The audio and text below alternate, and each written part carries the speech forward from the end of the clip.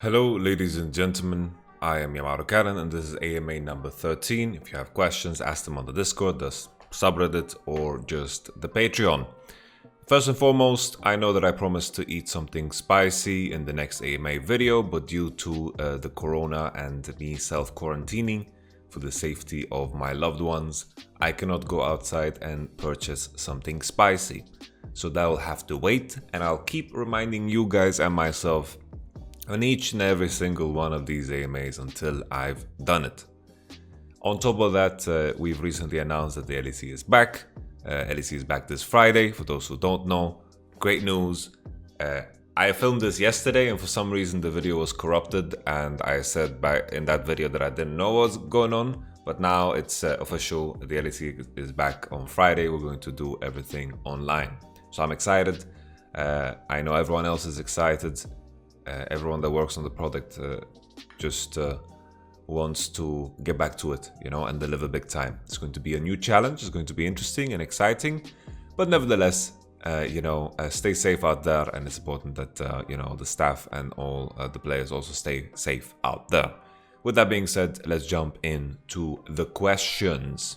Kappa Lol asks, why do people rate Nemesis low and Fnatic still picked him up when they could have had anybody? Basically, what does Fnatic staff see that others don't? I think the key thing here is that I think the mid lane pool in general in Europe has been overrated for the last 2 years. We had this surge of rookies, Larsen, Humanoid, Abedage. I know there's another one, but I can't remember his name. Yeah, Nemesis. Honestly, mid lane pool is kind of meh. In Europe right now, I've been impressed with Febiven, I've been impressed with Perks, as per usual, and of course Caps. Perks and Caps, undeniable best mid laners in the league. Very, very smart around the map, very, very smart in terms of what they should pick.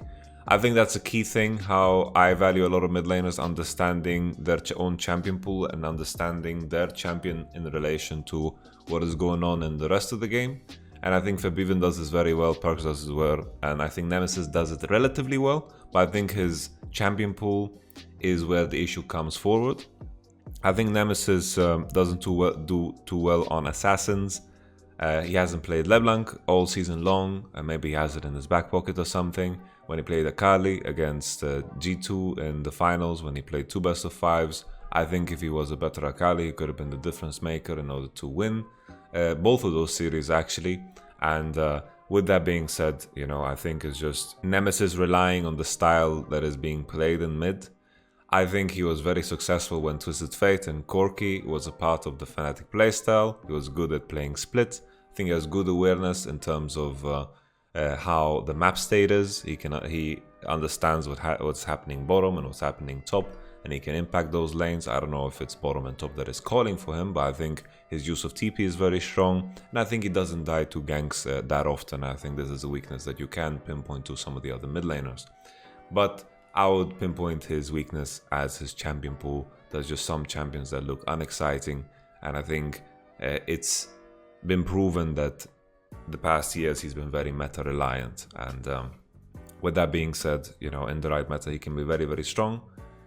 You talk about people rating Nemesis low, but I think in most discussions I hear people rate him as the second best mid laner, but I wouldn't put him there. I would put Febiven over Nemesis right now. Never Peel says, hello, I want to know why Funnel is bad to the game, especially in competitive, and also why subs into were a bad thing to the game. It's like nobody likes the subs being out of bot lane, but personally I love this metas. That was a lot of words. So the key thing about Funnel is that in competitive it wasn't an issue because you could actually deal with it. You could handle it, and you can force a 2v2 on mid, and you can draft a better 2v2 mid, and you can actually win. Some of the more annoying ones were definitely like Talia Alistar Funnel, and Talia was just too strong. With Talia Alistar you could easily one-shot someone, or Talia Shen. The 2v2 was super, super strong because you solved Talia's weakness because you give her CC. Nevertheless, in competitive play, it wasn't necessarily an issue because you could draft around it, and it added another layer to the draft. The key thing about it is in solo queue, it kind of wins and decides games. It's kind of an extreme version of Riven or Yasuo or whatever. Usually when these players pick these champions, the reason they pick these champions and enjoy these champions is because they kind of decide the fate of the game. They have the responsibility on their shoulders. Either they run it down or they're going to carry the game because they're ahead, right? And the nature of Master Yi Tariq in solo queue was always, they are behind, we win the game. We are ahead, they are ahead, we just automatically lose the game. And I think Riot more and more always want to move in the direction of balance in terms of impact. This is just the game design they've been pushing. They've also pushed the game design of having a top laner, 2 people bot lane, mid and jungle. This is what everything is balanced upon, and anything that breaks that mold also ruins the balance of the game. So I understand why, of course, they want to move away from it. I don't mind support top lane. I think Soraka is great. I just think getting the support item, it is a very counterintuitive and less interactive way to play the game. And I think if it continued down that line, League of Legends would just be too boring to watch, and I think people just want blood. People like watching blood. Bloody metas are fun metas, and I think this is a step in the wrong direction. So I think I like the changes. I like that they're stepping away from it. I don't mind Soraka top, Lulu top that actually farms and interacts. CN Grain, what's your opinion about CV Max? So I think CV Max, I've heard many stories. Mowgli told me stories. I've read stories about how he came into Griffin and beat everyone in the 1v1.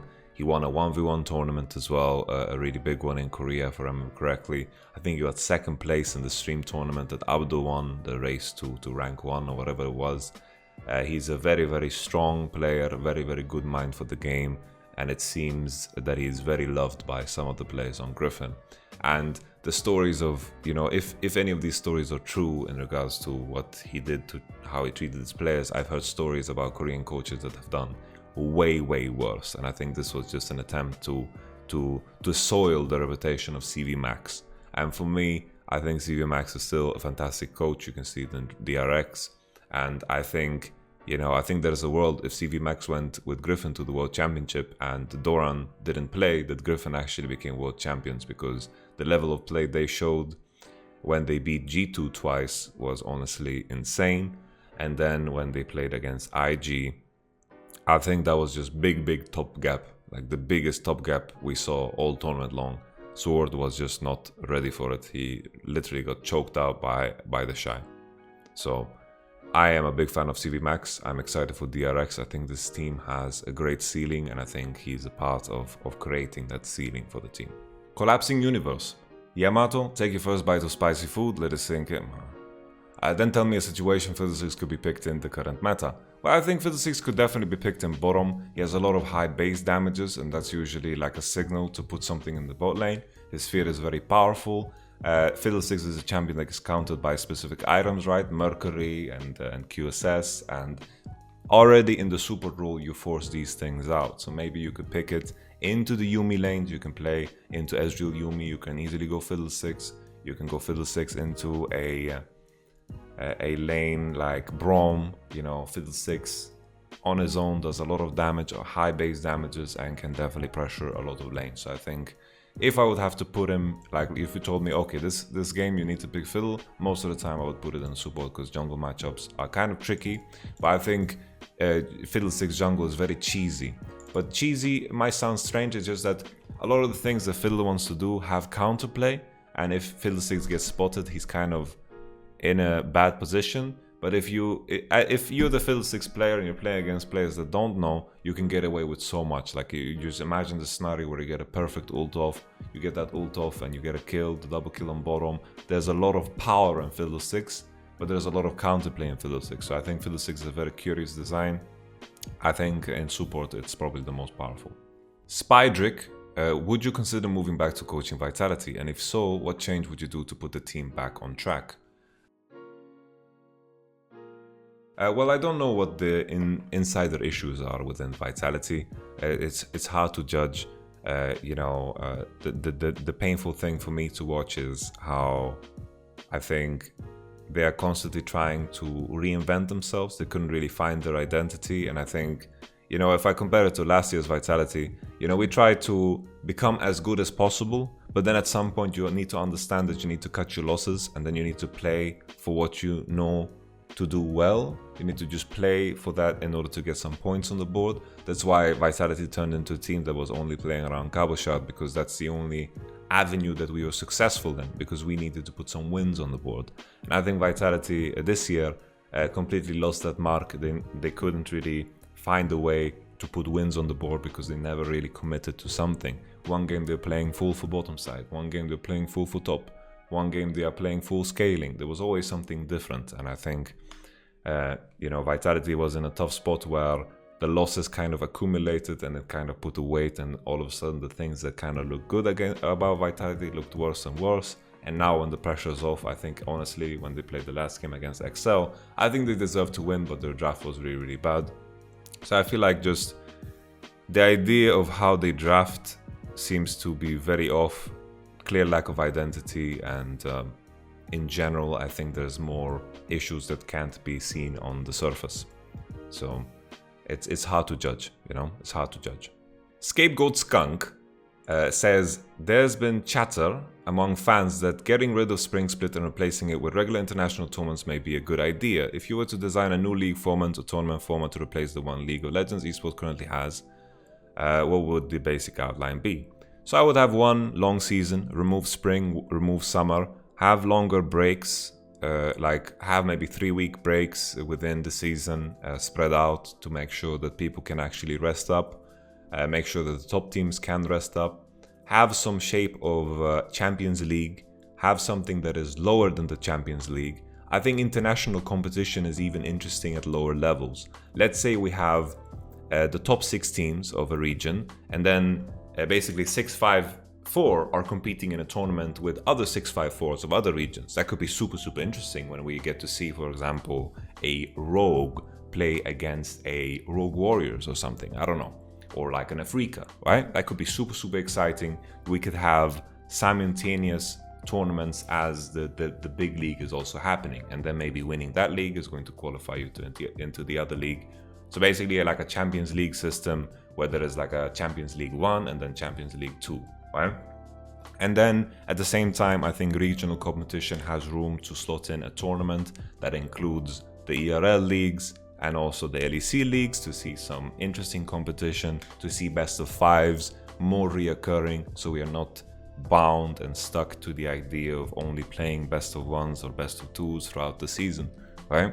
So I think just make it a one big season, make it very celebrated when you actually win a season, make sure there is Champions League. At the end you can have a World Championship, have a Champions League, have a Champions League Junior, have a tournament that happens simultaneous with the league, and I'll be super, super happy. And then all of a sudden you have room to do something like a World Cup.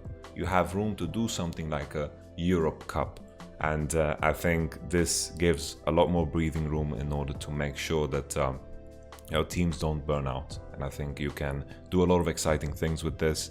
And I think it's healthy for people to miss League of Legends a little bit, A little disclaimer, I could be completely off, there could be some things that I don't understand because this is not my job, so I'm not an event planner and I don't understand.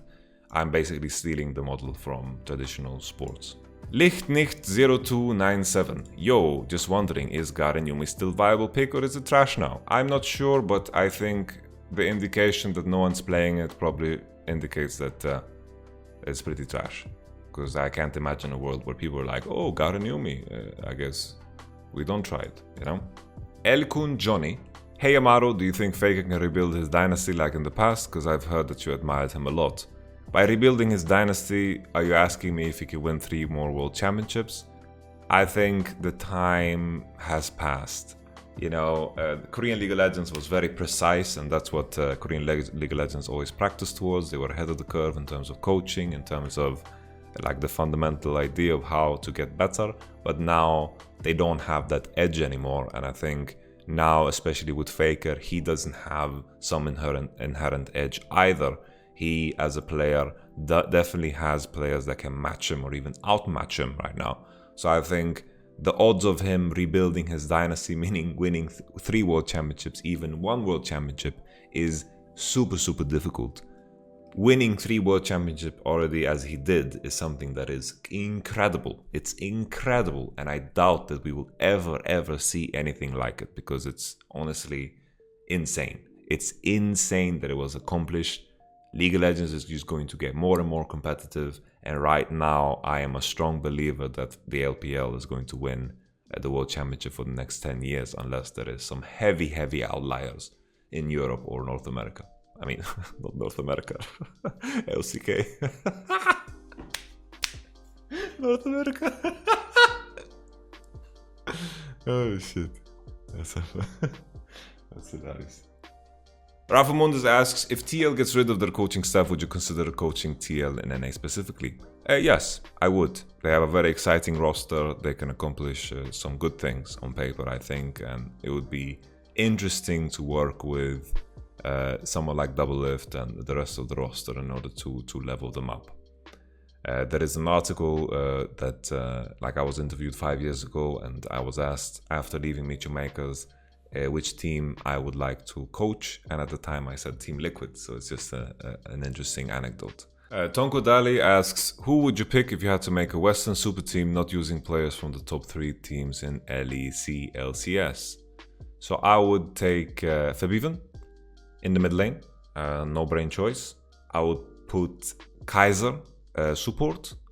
I would put Patrick as my AD carry.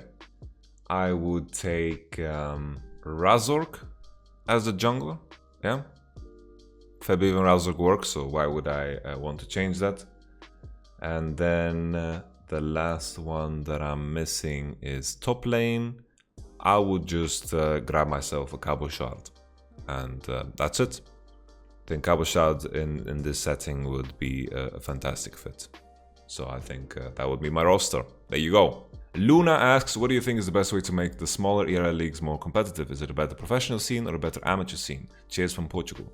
I think the best way to make ERL leagues more competitive is to create more leagues, create more competition. Because if there's more competition, there's more chances for players to show themselves. There's more chances for players to understand what it means to play competitive. And then you can find these hidden diamonds within the dirt, and they can rise above and make your league better. For example, Italy doesn't have that many players, but there's Jizuki and there's Shadow, and within every region there are hidden nuggets that can level up the whole league. Hiron Cork, what champ do you think fits best with you personality-wise? Gangplank, because I am a pirate, as many people have seen already. 21 asks, are you planning to ever do review replays? I do them already, you just need to pay $75. Maybe I'm going to lower the price because people get scared by that price. If you guys want me to lower the price, just leave a comment below or something and scream, lower the price, Yamato! And then I'll consider it. Sito, Mr. Yamato, I'm once again asking for your financial support. What do you see yourself doing in 10 years from now? Hopefully, I will sail away in the distance with all of the money I've made from these sick AMA videos. No, I'm just kidding. I don't know, man. 10 years is very, very far from now. And right now, with the coronavirus happening, it feels like every day is going so slow. So it's very, very hard to judge. No idea, my friend. No idea. Hopefully, I am still involved in League of Legends because I really, really love League of Legends. And I love the game, and even now, I'm playing so much League on stream and I'm genuinely enjoying it. It brought me together with my girlfriend, it brought me together with a lot of good friends, and it's honestly the only thing I know by now. And it's good that even in these times I can trust it, even though my Berlin internet is quite shit. Nevertheless, I think it is a good time to say goodbye. Thank you so much for watching. If you want to ask questions for the next AMA number 14, just ask away in the subreddit, Discord, whatever. I'll catch you guys on the next one. Cheers. Stay safe as well. Stay safe, yeah? Stay safe from the corona. Stay inside and play Clash.